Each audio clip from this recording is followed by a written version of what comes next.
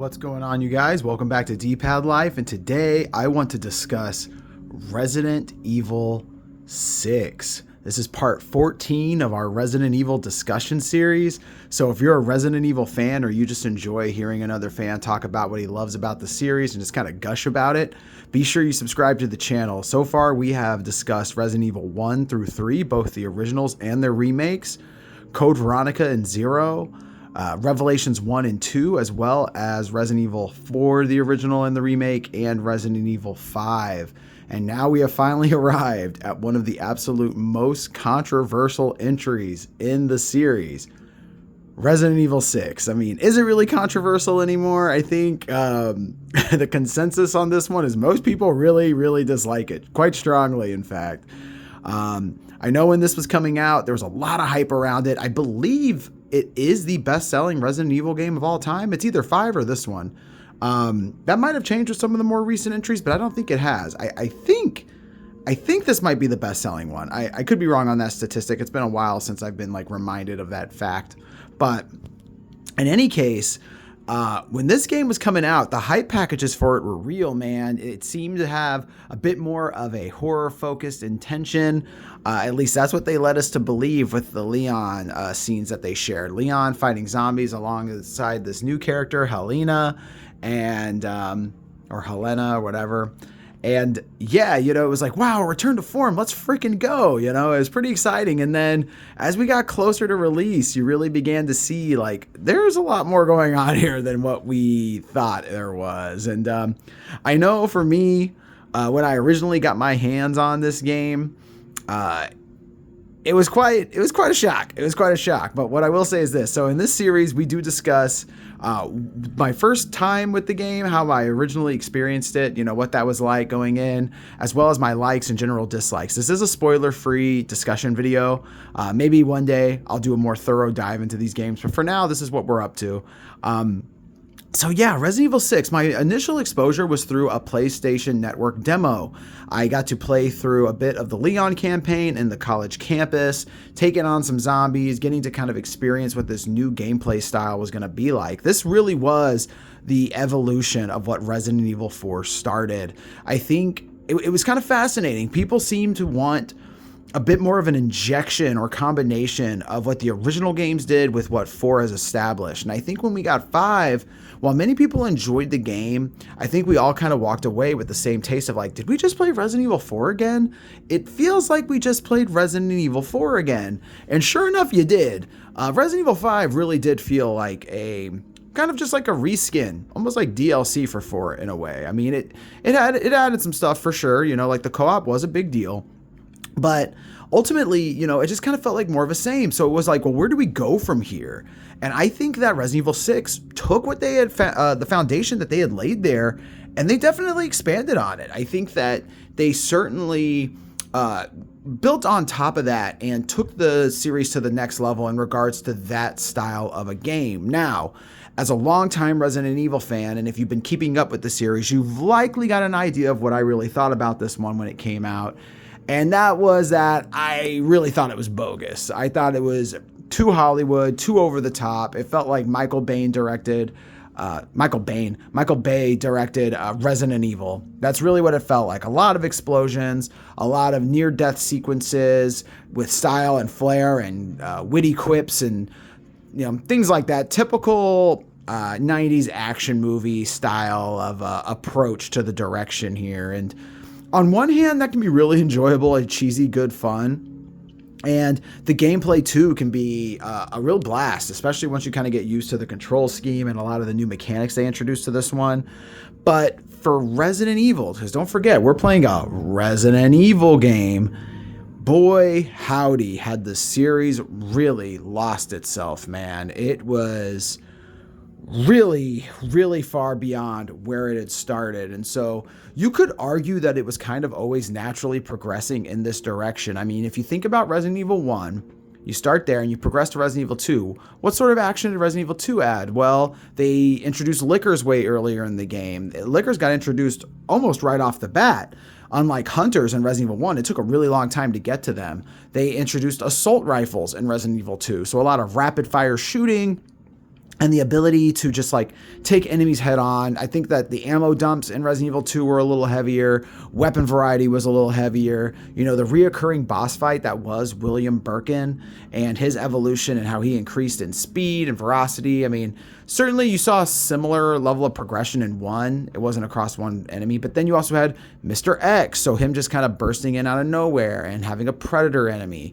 Then we go into Resident Evil 3 where Nemesis was introduced, which is just an extremely fast and aggressive tyrant who could pop up at any time. And again, a very wide arsenal in that one, a wide array of weaponry to take on the challenges that lie ahead.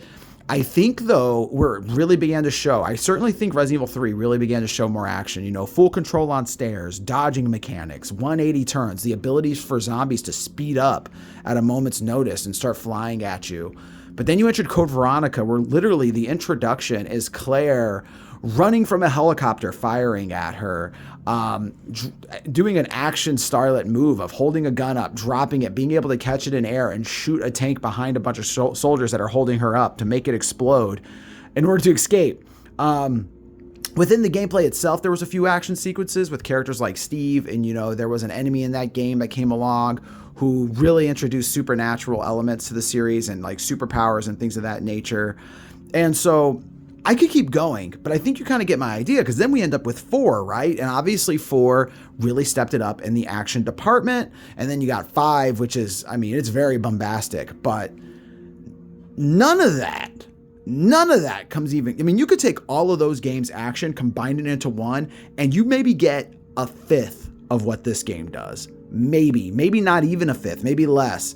This was the progression, and I feel like with the amount of sales figures that Capcom was being rewarded with by moving the series in that direction, you asked for this. The fans asked for this. I asked for this too by continuing to buy the games new and showing Capcom that I must like what they're doing because I'm buying the game and I just bought the next one, right? It was an inevitability that we would end up here, but I don't think any of us thought it would get just as crazy as this game got, especially just as quickly. I think maybe, you know, in 5 to 6, it is a major jump when it comes to the action piece of it all. But one of the things I definitely really do appreciate about 6 that I just don't hear enough discussion on is how fun the game actually is. I think at first there is a learning curve, and I think it can feel a little cumbersome as you get used to there's just a ton of new mechanics in this game. This is a really, really fresh Resident Evil game. Resident Evil 6 is not Resident Evil 4 all over again like 5 was. Resident Evil 6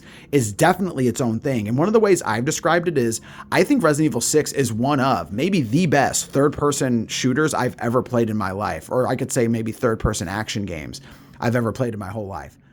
But it is a god-awful Resident Evil game. It is a shame of a Resident Evil game. But as far as a third-person action game, this game freaking rules, man. It's really fantastic in that regard.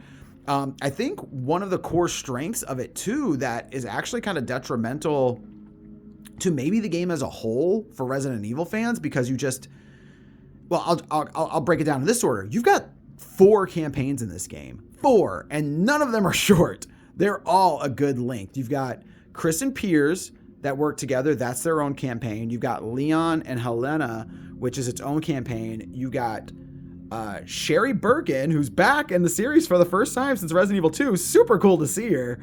Sherry Birkin and Jake Mueller, they're together for their own campaign. And then you get an Ada campaign. And so you got a lot of time with this game. Like, my hours of 54 hours are nowhere near representative of playing all the campaigns. I think I may have played maybe 2, maybe 3 campaigns on this version, but this is my PS4 save. This isn't combined with my PS3 version, right? So you're not really getting a true representation here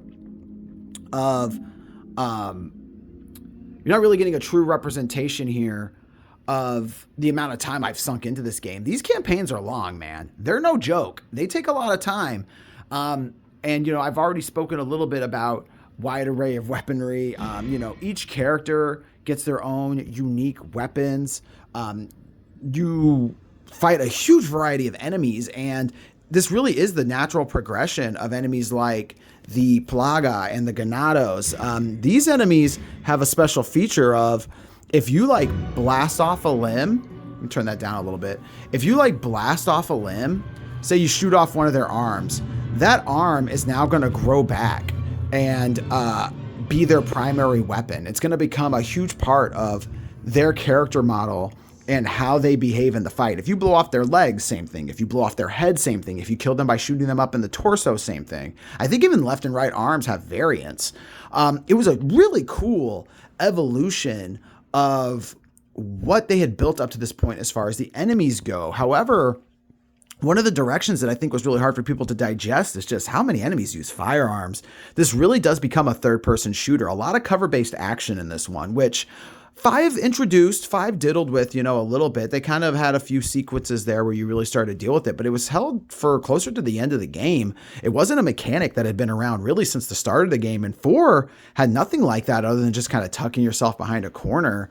And they only had one enemy in 4 that had a gun.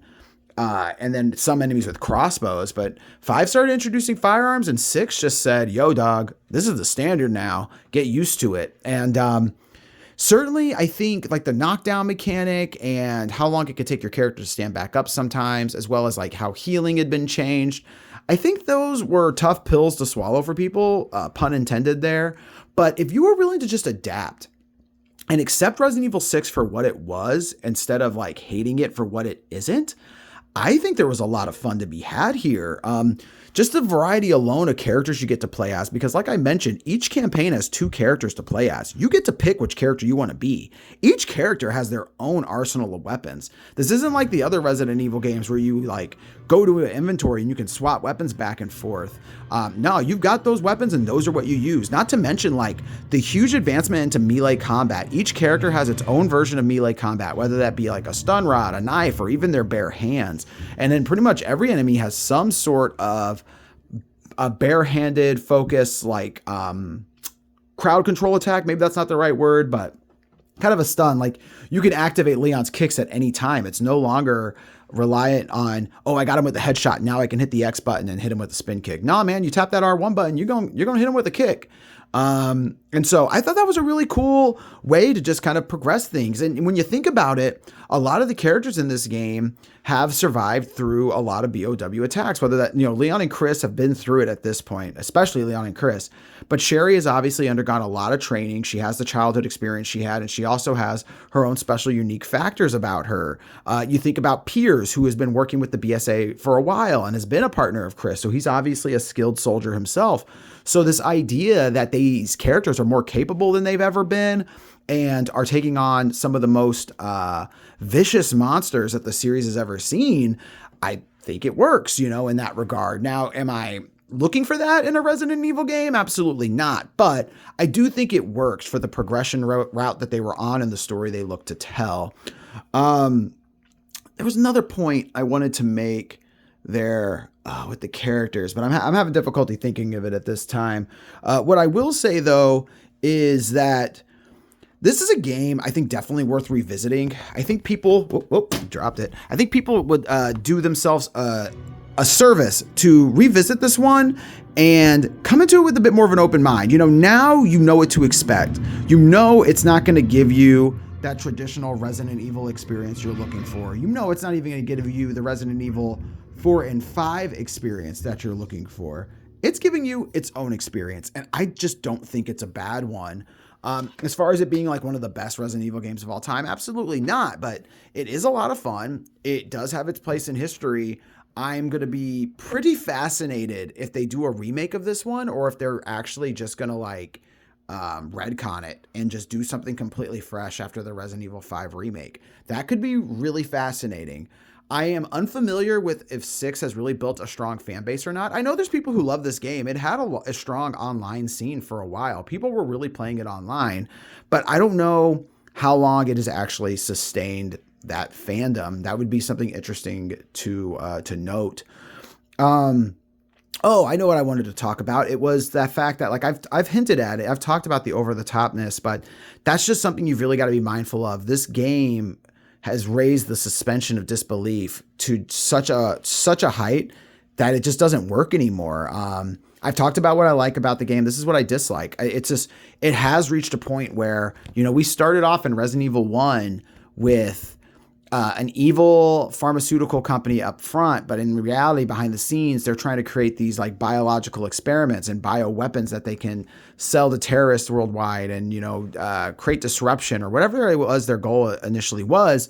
You go from that to which can be challenging to believe. Some of these monsters you see, the living dead coming back, this idea that this virus they made went wrong. And it did make super soldiers. It made people who didn't experience the pain and could keep trucking forward. But the side effect was you had to die first and come back as a zombie. Right? Like that was obviously not exactly what their goal was. And throughout the series, you see evidence that they were able to kind of figure that out. We started there, and that's, having to raise your suspension of disbelief quite a bit. And then you slowly progress. And, Resident Evil 4 has got parasites, these ancient parasites that can be mind controlled and utilized to create a cult of people that will just follow one leader's bidding. That's raising your suspension of disbelief. But you've got moments in like Resident Evil 4 where Leon runs up a wall and backflips over killer laser beams. Like that was like, okay, that's a little over the top, you guys. 5's got, the infamous volcano scene and things of that nature. Trying to keep it a little vague here. I don't want to get into spoiler territory, but 6 is just next level with that sort of stuff, guys. It's next level. Nothing I say other than outright telling you what you'll experience in this game will help you kind of understand what I'm talking about here. But I almost don't even want to give you a heads up. You just got to play the game and laugh at it. That's what I found ultimately made 6 digestible for me. I just had to keep laughing. Like, of course this keeps going. Of course this outrageous thing happened. Of course this enemy's not actually dead. Like I had to laugh. It's a fun game. It's a hilarious game. It's stupid as hell.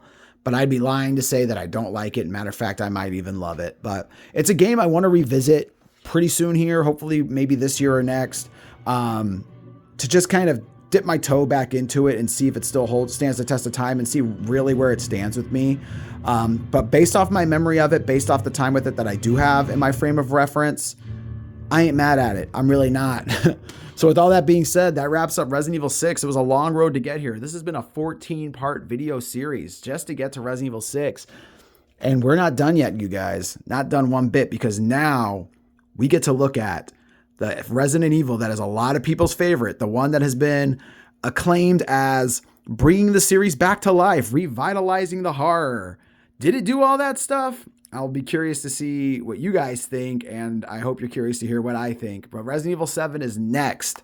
This is where we're going with this video series next. And after that, we got Village, and then we're done, you guys. That'll be it until we play 9. So if you enjoyed this conversation, be sure you give a like on this video. It goes a long way in supporting the channel, really helps get exposure out there, and it invites a lot more people in to share this fun time with us. And if you just enjoyed the energy of these videos and enjoyed enjoyed me, be sure to subscribe, man. I upload multiple videos a week, and if you're a Resident Evil fan, this is a great home for you. I love this franchise, and it comes up in my videos pretty frequently, and these are games that I revisit, and I always have more and more thoughts on. Yeah. Subscribe, like the video. Oh, yeah.